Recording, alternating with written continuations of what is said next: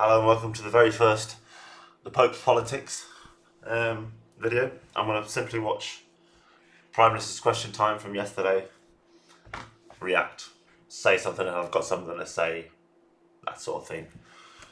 Alright, let's do this. I like to call it Prime Minister's pantomime time because it's just an attention-seeking popularity contest between the two of them. They're not there to resolve problems, to address the nation. It's a farce. It's a pantomime. It's all an act.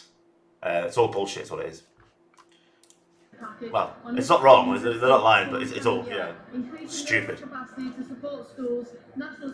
Oh wait, the sound's not on. Right one. Programmes and interventions to support struggling learners.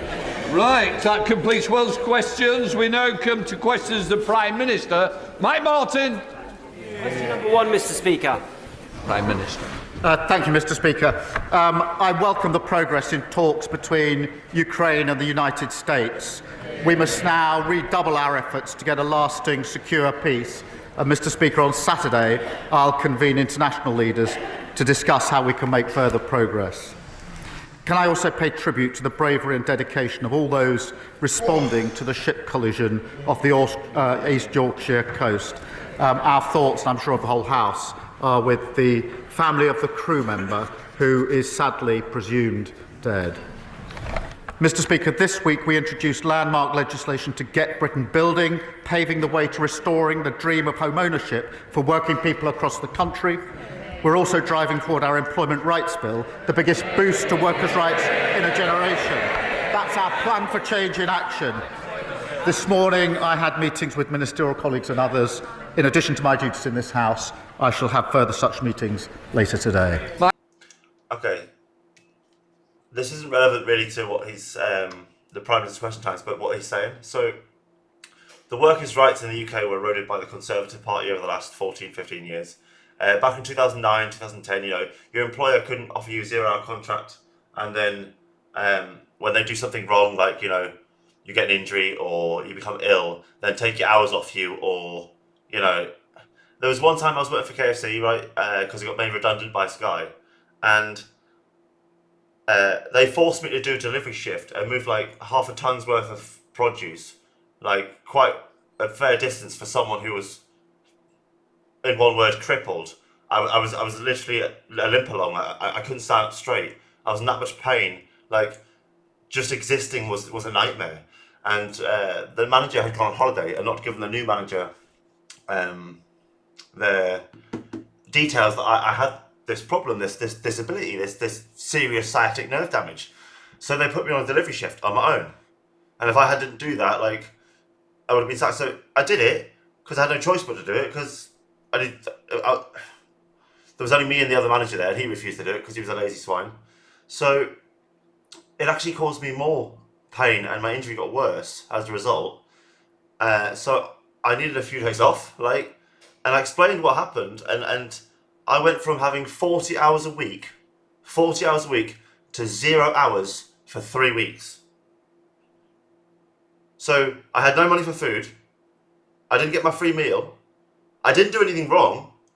All I did was stand up for myself, and I was penalised for it, which is the problem. The Tory party eroded and removed so much workers' rights that the employers can basically take advantage of their workers, and when they do something wrong, they can punish the worker for it if they have a problem with it. If they risk your safety, your health, your well-being, oh well, go find a different job. Oh, if you get injured at work, that's your problem. That is the Tory mentality, which is why they actually want to remove us from the European Human Rights Convention. It's got nothing to do with migration. It's because they want to be able to remove further workers' rights than they already did, so the employers can save money. That's what it is. And the Labour Party has reinstated some of them because they are funded by unions, which are paid and funded by workers unions.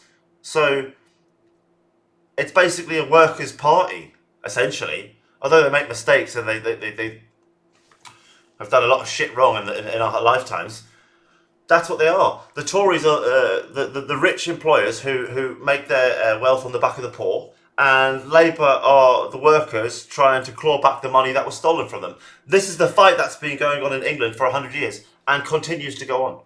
Mike Martin. Thank you, Mr. Speaker.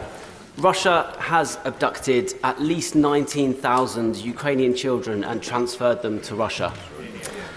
They have been told that their parents don't love them, they've been placed in Russian homes, and they have been re-educated. For this despicable Brainwashed, more like. crime and others, the International Criminal Court has issued 6 arrest warrants for Vladimir Putin and his gang. I note the Prime Minister's previous fulsome support for the ICC, and I also note his comments just last night about the support that the UK will offer to Ukraine in achieving a just and lasting peace. Will the Prime Minister confirm to the House that British peacekeeping troops will only be deployed to Ukraine if the peacekeeping deal includes both the return of Ukraine's children and Putin's prosecution? Well, Mr. Speaker, firstly, I thank you for raising this issue because it is an absolutely terrible case of abduction and kidnapping. So's people who aren't mentally unwell under the Mental Health Act, but Keir Starmer does nothing about that. No, but they've been deemed mentally unwell by 2 doctors. Not all the time. The 2 doctors are supposed to do 2 separate assessments, but they don't. They do them sometimes at the same time, which means they don't do the assessment properly. It's illegal. People get illegally detained under the Mental Health Act. They are essentially they are kidnapped by the government via the law enforcement agencies of the police and medical staff, and then forcibly injected with dangerous, toxic medication that they claim is to help people, but it makes a lot of people worse. I just want to say that, it's quite personal to me. They did it to me. Fuckers. And when we say a lasting, just settlement or peace in Ukraine, it must, of course, involve dealing with this issue, and we are... I really struggle when people claim and talk about issues and they clearly don't really care about it. Otherwise, they would have addressed other points of that issue rather than just small margin of it. So when he's on about kidnapping and abduction, I don't believe he cares, to be honest, because he doesn't care about British people being kidnapped and abducted. Otherwise, he would have responded to my letter. So I don't believe him. Simple. As he would expect, raising it continually with our allies. John Davis. Thank you, Mr. Speaker. Telford and Britain voted for change in July. Yet this week we saw the bizarre spectacle of the Conservatives attempting to bring back the Rwanda policy, clinging on to a gimmick that cost the British taxpayers £700 million, yet only sent 4 volunteers to Rwanda. As Labour works to secure our borders through our plan for change, does the Prime Minister agree with me? It's quite clear the party opposite have done absolutely nothing. Well, he's quite right. They ran an open borders experiment that saw numbers go up to almost 1 million. And the leader of the opposition was the cheer... You let the dog out. Do the wee. Go on. Do the wee. Then go lie down. Go on. Go lie down. Go on. Go lie down. Leader thanking herself for the lobbying that she did. The Rwanda scheme, yes, Mr. Speaker, £700 million of taxpayers' money to remove 4 volunteers. What a contrast. We've got the flights off, 19,000 people removed who shouldn't be here. As with the NHS, with prisons, the economy, everything else, we're clearing up the mess. They've removed 19,000 people who shouldn't be here, and the Tories managed 4. And yet, the Tories are still trying to blame Labour for the migration problem. And they've managed to persuade so many British people that somehow Labour are responsible for this migration problem, when it's literally Nigel Farage and the Tories. Without them, it's impossible. Without Nigel Farage alone, the Tories could never have done it. It was Nigel Farage has orchestrated this whole thing and then built his entire fortune off talking about it non-stop and making sure the issue is always going to be prevalent. So when he comes to the situation of being in power, if he ever did, he's not going to resolve the problem that he created and made his vast fortune off. He's going to propagate it, escalate it, and make more money from it. People are honestly fools in this country. You could be dressed as a clown and tell people, I'm not a clown, it's fancy dress. And some people would be, oh, no, he's not a clown, it's fancy dress. And some people are just so thick, it's unbelievable. That they lost. Even the opposition can be very low. Later today, the Prime Minister is meeting the family of Sir David Amess. Sir David gave this House and our country 40 years of service. I hope the Prime Minister will agree that getting the response to his murder right is vital, not just to his family, but to our democracy. Hannah said her supermarket's matching Aldi. Bloody adverts. Not getting any audio on my streams. Fucking joke. Fucking YouTube. YouTube used to be free. There's a joke. Every week, I speak to businesses who are letting go of staff or closing. Has the Prime Minister been given an estimate of how many people will lose their jobs because of his budget? Let's just play that back 1 second. Because she's trying to blame Labour for people losing their jobs, right? And I'm going to explain how it's her party's fault. Watch. Given an estimate of how many people will lose their jobs because of his budget. So, what's happened over the last 14 years, because the Tories eroded all the workers' rights and all the legal assurances that they're supposed to give their employees and their workers, they essentially were given greater capacity to expand and upgrade businesses and maybe open new sites, new avenues of product and investment and services. And so that capital then meant they spent more on workers, on more on products, more on everything, you know, housing the products, making sure it's in good nick, moving the products, the logistics of it. So once that sort of boom collapses, when workers re-get their rights, or, you know, things aren't as easy to take advantage of people anymore because, you know, people are getting publicly shamed now for the things they do wrong, which they should be. They know that these companies now don't have the money to keep on certain workers, so they sack them, you know, like Intel or NVIDIA, for example. NVIDIA, with their new AI graphics card, were looking great until this Chinese AI came out, knocked 600 billion off them in the stock exchange, right? 600 billion got knocked off the stock value in one day.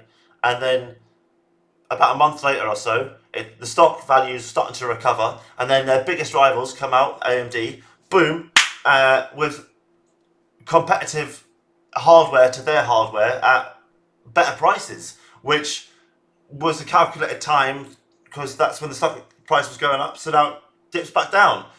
It's a dog-eat-dog world out there, you know, in the business world. And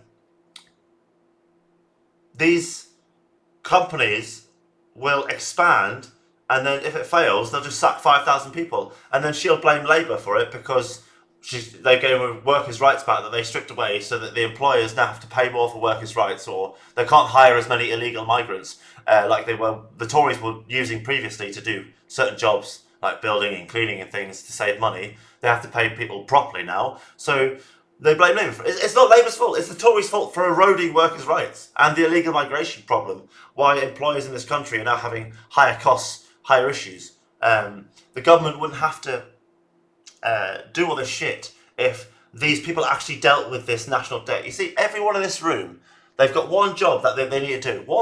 One job. And that is ensure the well-being and safety of my country. And they're not doing it. They're not doing it. That's the problem. The national debt is the problem. If we weren't paying vast amounts of money to our debt, we would have that free as income or free to use, and we wouldn't need to raise taxes. We wouldn't need to make cuts. We wouldn't need to try and attack disabled people or the elderly. These people are stupid, I'm sorry. They've spent a lifetime being groomed for the role they're in, or once you get into the game, you're part of the system. You can't beat the game, you've got to join the game to win it. But once you join the game, you're either on this side or you're on that side. And if you don't join one of the sides, you can't play the game. That's how it's been made. And I quite like that Reform's changing that. I just don't like Reform's policies, their leadership, and the people who are members, to be honest. I like what they're doing, but as for what they stand for, the people who are their members and the people who are their leaders and MPs, I'd rather vote for the Monster Raving Loony Party. Mr. Speaker, just on the question of Sir David, he was a deeply loved and respected colleague, and behind me is the plaque, as is the plaque to Joe Cox in front of me. And I know this was deeply felt by the House, but particularly, as I acknowledged at the time, by the party opposite, who lost a colleague and a friend in the most awful of circumstances. Mr. Speaker, I am meeting the Amos family later on today, and will make sure that they get answers to the questions that they ask. Mr. Speaker, in relation to businesses, I'm really pleased to say we've got thousands of new jobs into the economy. We've got more investment in the last 20 years, an absolute record. Wages are up higher than prices. 3 interest rate cuts, the best boost for the cost of living for a very long time. Mr. Speaker, the Prime Minister needs to get out more. Inflation is up, and estimates of job losses are between 130,000 and 300,000. Okay. His tax rises are hurting every sector of the economy. Things are getting worse for no. The tax rise is required because of her party's failures for 14 years, as I just pointed out before. Nurseries are writing to stressed parents right now. It's literally a fucking joke. She is the leader of a party who has caused this problem for 14 years that now Starmer's trying to solve, and now she's blaming Starmer for the side effects of his solution to the problems she and her party has created. This is the fucking... This is the drama and pantomime that is Prime Minister's Question Time. Like, they'll cause each other problems, and then months down the line, lay that problem at the other person's feet as if it's their fault. Like, it's almost childish. It's almost childish. Telling them that fees will go up because of his jobs tax. Can he explain how more expensive childcare is good for the economy or for working families struggling to make ends meet? Well, Mr. Speaker, we're putting in childcare. Look at the breakfast clubs, 2 in her constituency. But she's rather forgetting the $22 billion black hole that they left, that we had to deal with. That's why we had to take the necessary but right measures we did in the budget. And what's her response? Not that she'd reverse them. Oh no, she doesn't say that. She attacks what we've done, but she doesn't say she would reverse it, because she wants all the benefits of our budget in returns of investment, but she doesn't want to pay for it. That's how we got into the mess in the first place. Mr. Speaker, the Prime Minister is out of touch, because he should know that nurseries are charging over £2,000 for full-time care. That's £24,000 a year after tax, and he's talking about 60p breakfast clubs. He has no idea what people out there are experiencing, and it is not just the families. Even councils must pay his jobs tax. To cope with it, the average council tax bill is increasing by over £100 in April. I'd like to point out that my council tax bill increased over £400 under the Her Party. Like, what the hell is she on about? This is a joke. This country has become a joke. My country, when I was growing up, was the 3rd most powerful country in the world. In 1997, we handed Hong Kong back to China. We ran Hong Kong. We made sure it was sweet as a nut, made sure it was great, went, there you go, China. We kept it for 100 years, there you go. And for the last 20 years, we're just this weak island with these weak leaders who have no clue, and they need a reality check, every last one of them. After he promised to freeze it.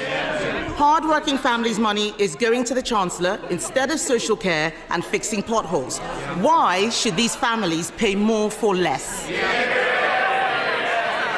That's for 20 years. Well, she really shouldn't denigrate what she calls, I think, 60p breakfast clubs. She should be welcoming them. And she asked about council tax, Mr. Speaker. The Tories put up council tax every year for 12 years. Their manifesto, Tory LGA manifesto, government should remove the caps on council tax. And then Hampshire Council, Tory, wanted a 15% increase. We said no. Slough Council, again, Mr. Speaker, Tory, wanted... This would be like me walking up to someone and being like, you look like Rodney Trotter.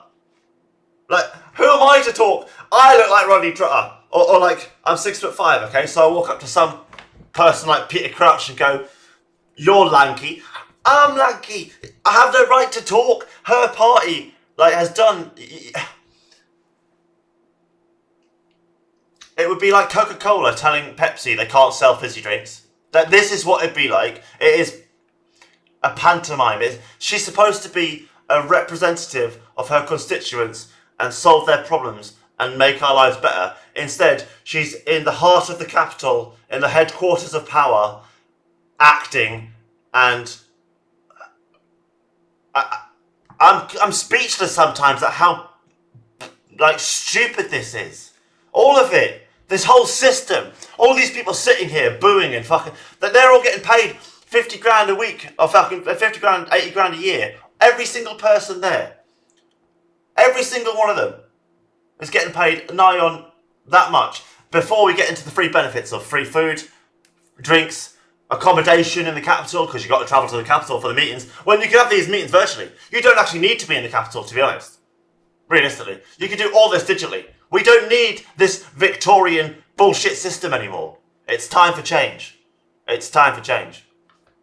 3%, we said no. Windsor and Maidenhead, Tory, now Lib Dem, wanted 25%. We said no. We're the ones that are doing the right things to get this country on the right track. Mr. Speaker, the point is he promised to freeze and they are going up. And if he wants to talk about councils, let's look at Liverpool or maybe Birmingham, where the rubbish is piling up so high, people vote Labour and all they get is trash, just like what he's saying at the dispatch box.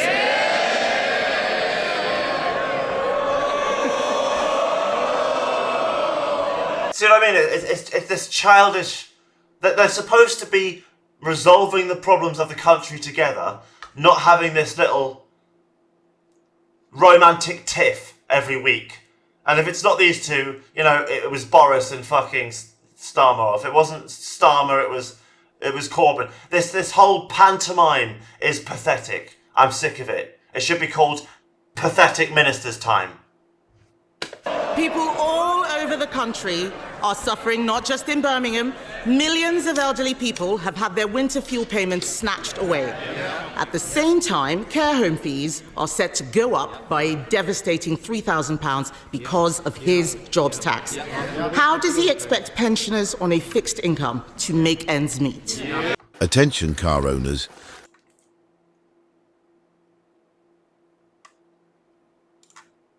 Mr. Speaker, this is why it's so important that wages are up higher than prices. That's why it's so important that the interest rates are coming down. This is the biggest boost for the cost of living for a very, very long time. What we're doing is picking up and fixing the mess that they left. He's doing his best. Mr. Speaker, doing his best. the Prime Minister is not looking at what is happening out there. Every day I speak to businesses who are telling us that they think that they are going bust. Exactly. Every day she speaks to businesses offering her free stuff, free meals, free incentives, to try and push the agenda and policies they want to make more money. She doesn't go out and speak to homeless people in homeless shelters. She doesn't go to soup kitchens and help feed homeless people. She doesn't go out and give clothes to children who need clothes. No, she sits and eats her free steak in her office and looks for free incentives from businesses. That's a Tory. She has no clue. No clue. And as if businesses and families didn't have enough to worry about, supermarkets say food prices will increase by over 4% because of the jobs tax. And that's before we get to the immoral family farms tax. How is it immoral that farmers have to pay the same inheritance tax as everyone else? I'm sorry, how is that immoral? It's not. It's called equality. Like, that is...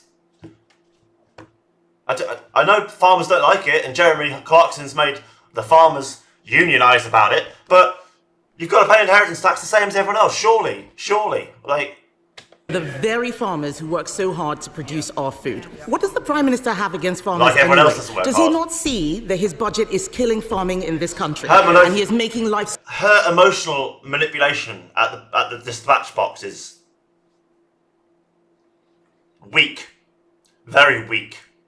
so much harder for everyone else. Mr. Speaker, the budget provided £5 billion for farming over the next 2 years. That is a record amount. We've set out the roadmap for farming, which has been welcomed by farmers. And many thousands of farms have benefited from the farming schemes. But she talks about prices. Wages are going up higher than prices. That's the first in a long time that's happened. So for families across the country, they're better off under Labour.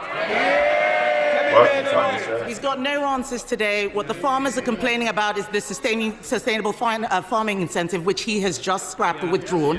They are making mistakes with this budget. And that's why in 2 weeks, the Chancellor will come to this House to present an emergency budget the Prime Minister said we would not need.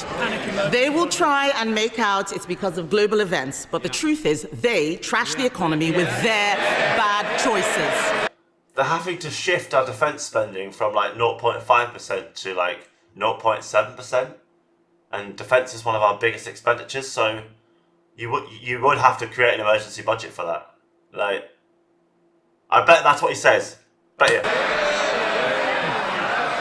Surely. They said I hate defending Labour all the time, but pensioners. Then they snatched winter fuel always make it payments. so easy. They said that they would be pro-business, but they hiked taxes on jobs. And he, Mr. Speaker, he promised to freeze council tax, but it's going up by £100. This is a high-tax, low-growth, job-killing government.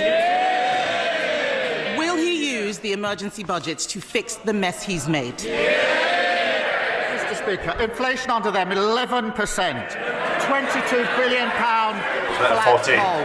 A mini budget that made us the laughing stock of the world, and they want to give lectures on the economy to us. No, thank you very much.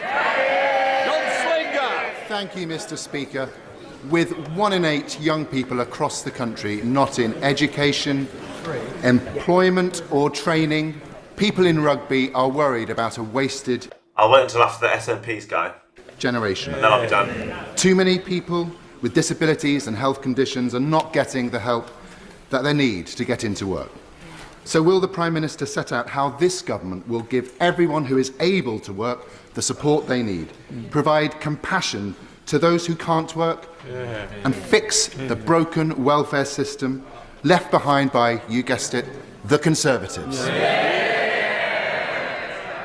I thank him for raising this issue.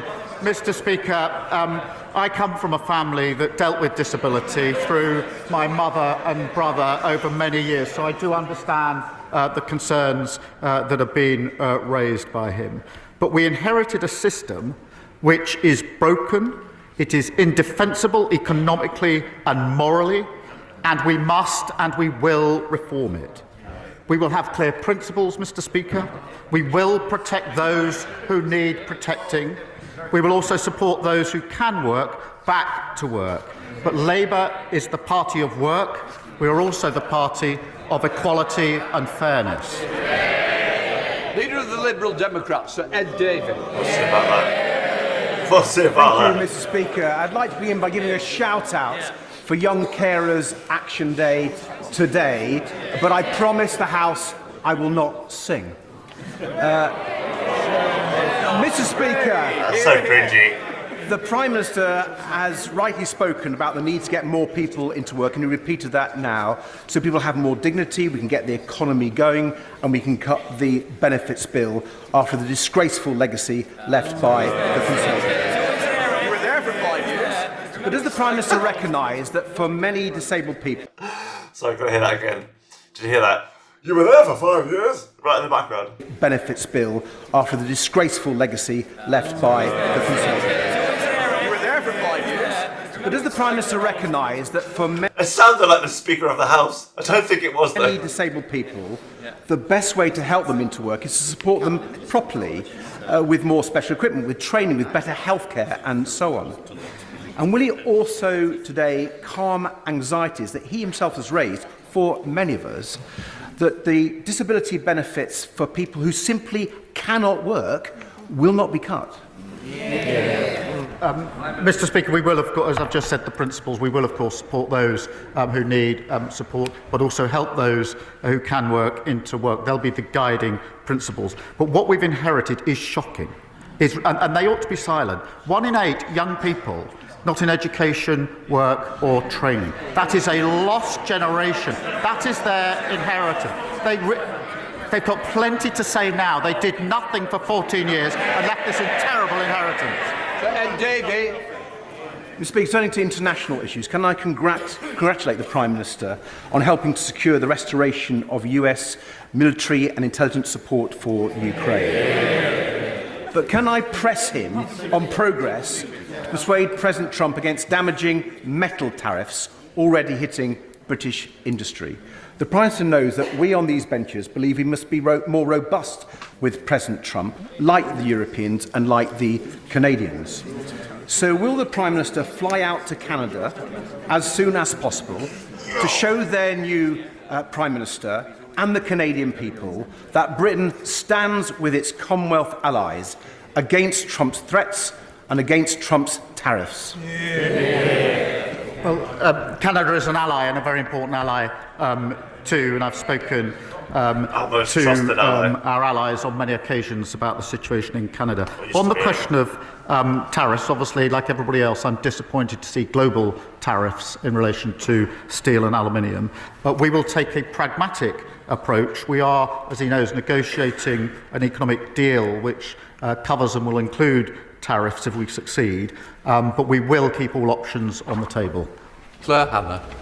Hi, Ila Fadra, Conadív, agus Shock na Gilga, Fosta, Desh Con Changa, agus our culture, Kellaroo, or Fodandone. Happy St. Patrick's Day, everybody, and happy Irish. I was going to say, I didn't understand what she was saying there. To use Irish Must have language been and Celtic. culture. No wonder I didn't understand it. I don't speak Celtic. Wish I did, that'd be cool. I don't. To the flag. She's right. We need a status. Just want to see the SNP. Nancy, in fact, will the Prime here and now that he will back this bill, see what's in council, Honestly, the point aside, and prove he has in fact been two-tier Kia all along. Oh, two-tier. I love this. All right, okay. I'm glad he's mentioned this.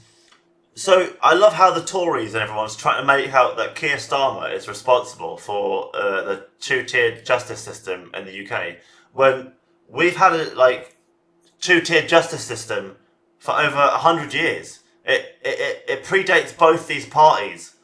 Everyone in this room there wasn't even born when it was going on. It's no one's fault who's alive today, right? Essentially, if you have power, influence, or money, and especially a lot of it, you will be treated differently by the legal services or law enforcement agencies and the courts than if you were some poor homeless beggar. That has always been the case for hundreds of years. I would love to blame Keir Starmer for it if it was his fault. I would love to, but you can't. I would love to blame the Tories for it, but I can't. This problem, it has been going on for hundreds of years. Hundreds of years.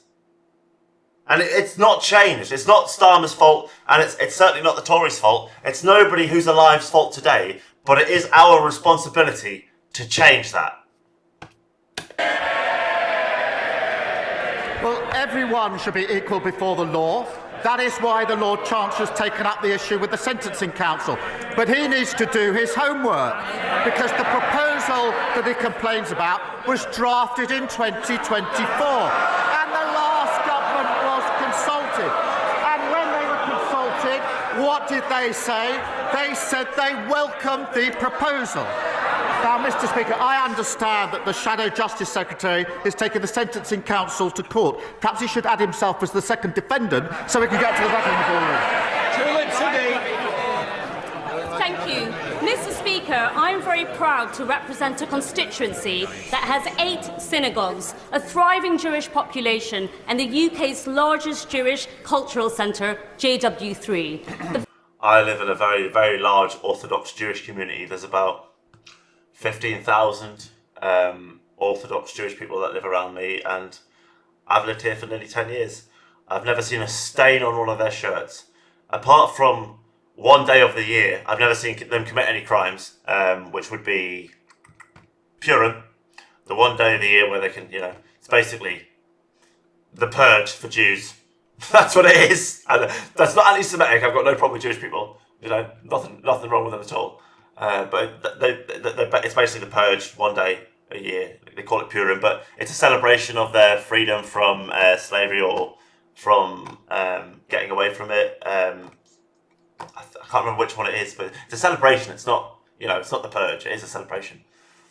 So I can't stand all the anti-Semitism in the country. To be honest, I can't stand it, and I can't stand it that everyone thinks like every Jewish person's attached to Israel and all Israelis are Jewish as well. The things aren't interchangeable. Do you know what I mean? This week, I was horrified to read reports about rising anti-Semitism on NHS wards, and in particular, a shocking incident in which a Jewish NHS staff member was called a baby killer by their colleague. Because the Israel thing. Israel and Hamas have the blood of children on both their hands, and so anyone who identifies as Israeli or has Hamas has the problem of being identified as with a group of baby killers, unfortunately. I take no sides in a fight between two people who have the blood of children on their hands. I take no sides in that battle. I am sitting on the fence. I wish peace to them both. I wish they would just stop fighting, and I think Israel should stop controlling Gaza, and Gaza should have its own government, which it did have, and things were better than they were now previously, but it wasn't good. The NHS that I know and love is open to everyone, regardless of their background. So could I ask the Prime Minister, what is he doing to ensure that my Jewish constituents can safely use our beloved National Health Service? Everyone really serious. Providers, the view. Speaker. Mr. Speaker. Question 9, Mr. Speaker. UK-US relations secure. In those well, it's the ceasefire negotiation the Prime Minister against respects Ukraine's states. I am of supported as Those choices. All right. And so the leader of the SNP wasn't addressing him; it was his secretary or whatever. That's fine. Usually he's got something funny to say. Well, that's the Prime Minister's question time this week. Thanks for watching, you guys. Have a good day. Bye bye.